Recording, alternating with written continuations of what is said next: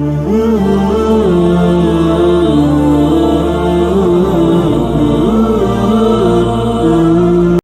আলাইকুম ওয়া রাহমাতুল্লাহি ওয়া বারাকাতুহু। সম্মানিত তালিবে ইলম ভাই বোনেরা, আশা করি সকলেই আল্লাহ তাআলার অশেষ মেহেরবানিতে ভালো আছেন।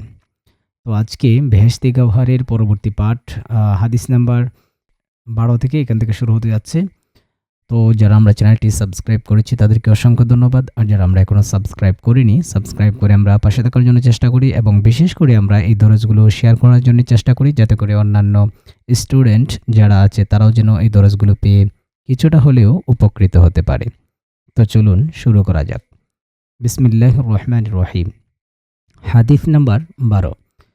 हज़रत मुहज्जिन रदियल्लाहु ताला अन्हु फरमाते हैं, हज़रत मुहज्जिन रदियल्लाहु ताला अन्हु তিনি ইরশাদ করেন कि एक मर्तबा যে একবার আমি नबी सल्लल्लाहु अलैहि वसल्लम के साथ था, একবার আমি নবী করিম সাল্লাল্লাহু আলাইহি ওয়াসাল্লামের সঙ্গে ছিলাম।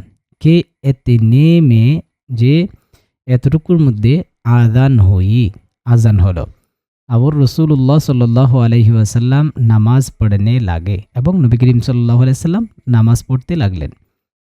और मैं अपनी जगह पर जाकर बैठ गया এবং আমি আমার জায়গায় গিয়ে বসে গেলাম।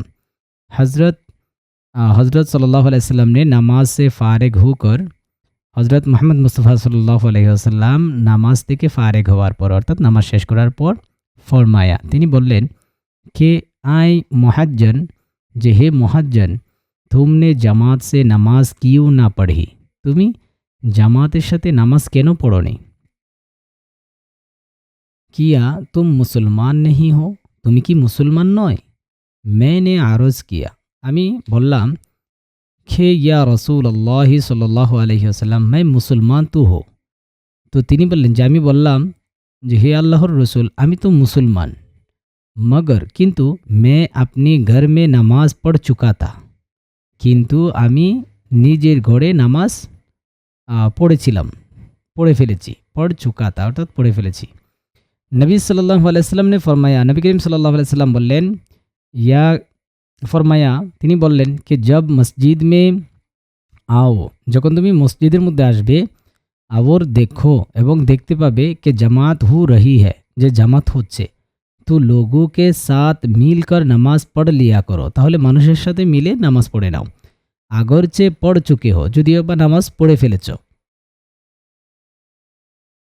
जरा इस হাদিস को गौर से देखो, যে এই হাদিসের প্রতি কী করো, অল্প পরিমাণ কী করো, লক্ষ্য করো, চিন্তা ফিকির করো এবং চিন্তা ফিকির করে দেখো कि नबी सल्लल्लाहु अलैहि वसल्लम ने अपने बरगज़ीदा सहाबी मुहज्जिन रदियल्लाहु ताला अन्हु को जमात से नमाज ना पढ़ने पर कैसी सख्त और আতাব আমিজ বাত কহি।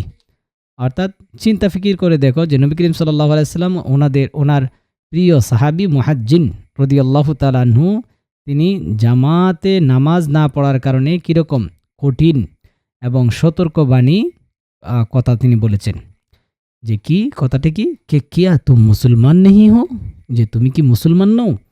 আচ্ছা, এরপর চন্দ হাদিসে নমুনে কে তৌর পর জিকির হো চুকে, অর্থাৎ কিছু সংখ্যক হাদিসসমূহ উদাহরণস্বরূপ উল্লেখ করা হয়েছে। আব नबी सल्लल्लाहु अलैहि वसल्लम के बरगज़ीदा আসহাব রদিয়াল্লাহু আনহুম আজমাইন के अक़वाल सुनिए, এখন নবী করিম সাল্লাল্লাহু আলাইহি ওয়াসাল্লামের নিকটতম বা সম্মানিত সাহাবায়ে কেরামের কথা শুনুন। कि उन्हें जमात का किस कदर एहतमाम मुद्दते नज़र था, অর্থাৎ তাদের জামাতের কি পরিমাণ এহতেমাম গুরুত্ব ছিল।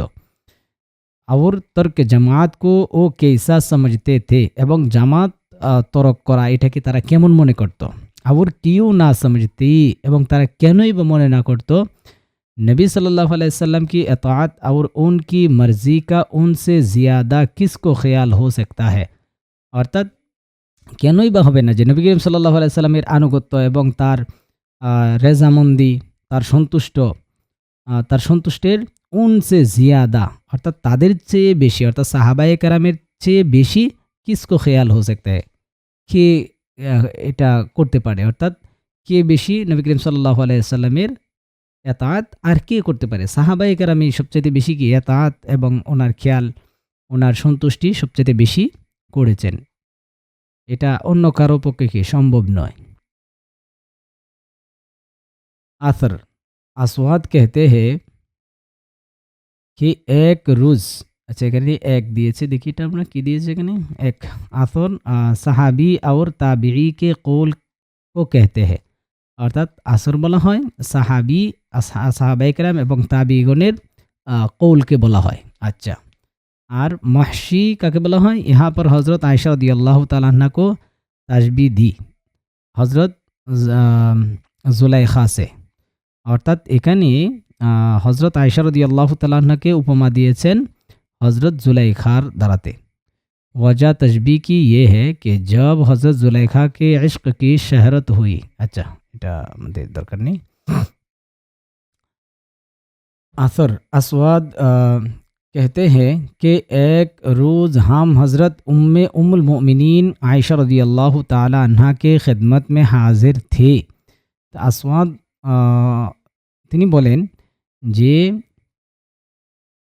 একবার বা একদিন আমরা হজরত উম্মুল मोमिनीन आयशा रदियल्लाहु ताला अन्हार खिदमते उपस्थित ছিলাম कि नमाज की पाबंदी और उसकी फजीलत और ताकीद का जिक्र চল নিকালা।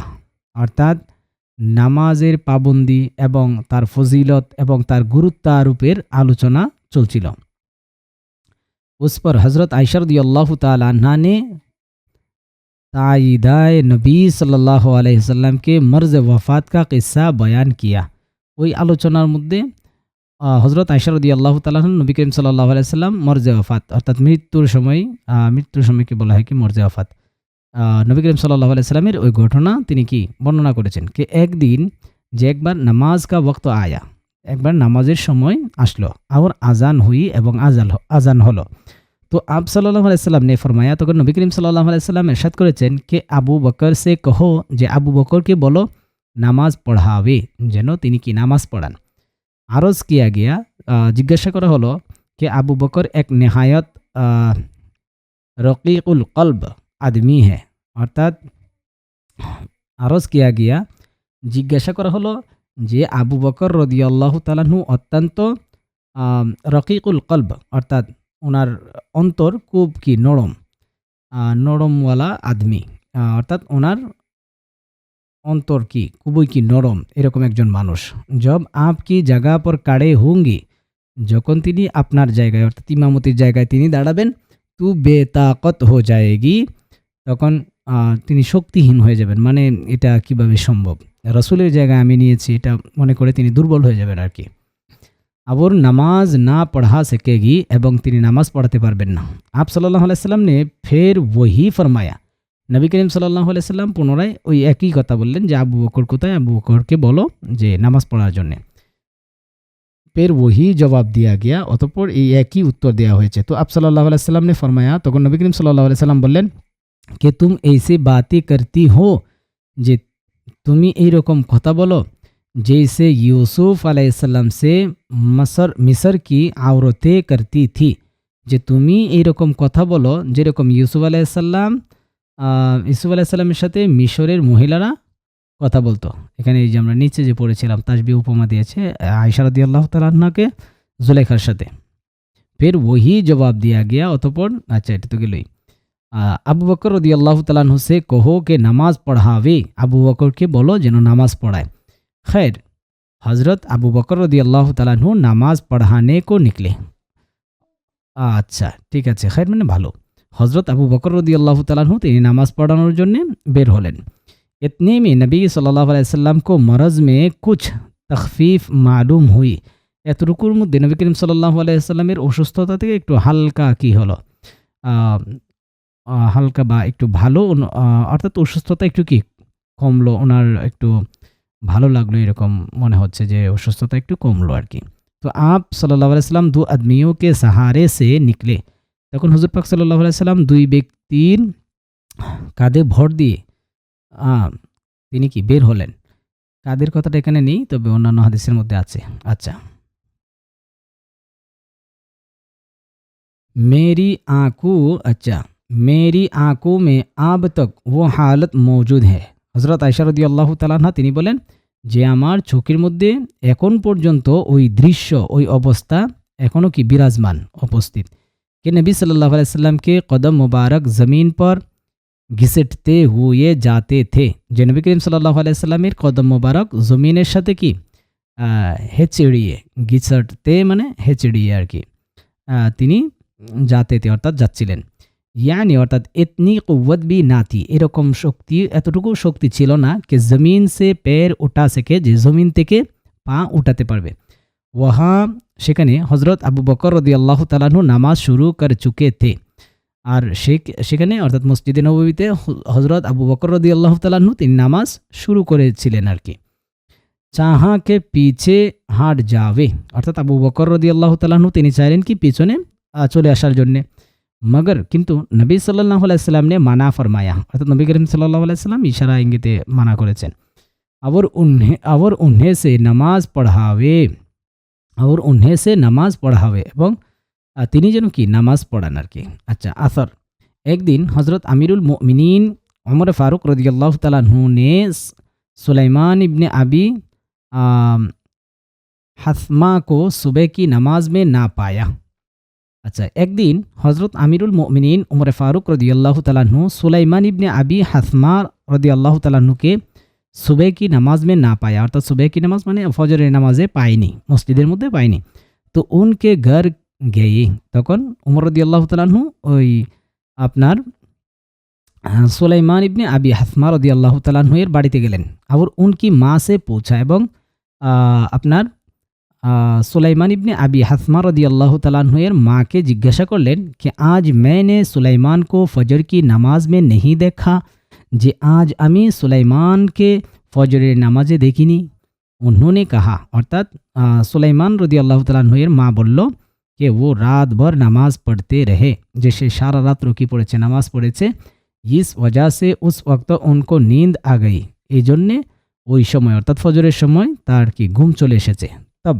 তখন হযরত ফারুক রাদিয়াল্লাহু তাআলা আনহু ने फरमाया তখন উমর ফারুক রাদিয়াল্লাহু তাআলা আনহু তিনি বললেন मुझे फजर की नमाज जमात से पढ़ना ज़्यादा महबूब है बेनिस्बत उसके के तमाम शब इबादत करो অর্থাৎ উমর ফারুক রাদিয়াল্লাহু তাআলা আনহু তিনি বললেন যে আমার কাছে ফজরের নামাজ জামাতের সাথে পড়া এটা সবচাইতে বেশি প্রিয় পছন্দনীয় বনিসবত উসকি ওই অর্থাৎ সমস্ত রাত ইবাদত করার চেয়ে मुअत्ता इमाम मालिक की हदीस एसेছে शेख अब्दुल हक मुहद्दिस देहलवी रहिमाहुल्लाह ने लिखा है अब्दुल हक मुहद्दिस देहलवी रहमतुल्लाह अलैहि তিনি লেখেন कि इस हदीस से साफ जाहिर है ये हदीस দ্বারাতে পরিষ্কার হয়ে গেল कि सुबह की नमाज बजमात पढ़ने में तहज्जुद से भी ज़्यादा सवाब है অর্থাৎ সকালের নামাজ জামাতের সাথে পড়া এটা তাহাজ্জুদের নামাজের চেয়েও অধিক সওয়াব इसलिए एजन्ने उलामा ने लिखा है उलामा एकराम लिखेছেন कि अगर शब बेदारी नमाज फजर में मुखल हो तो तरक उसका औला है तो এখানে বলা হয়েছে উলামা একরাম লিখেছেন कि যদি अगर शब बेदारी नमाज फजर में मुखल हो যদি शब बेदारी অর্থাৎ সব মানে রাত বেদারি মানে জাগ্রত অর্থাৎ রাত্রে জাগ্রত অবস্থায় নামাজ পড়া এটা ফজরের মধ্যে শুধুমাত্র যদি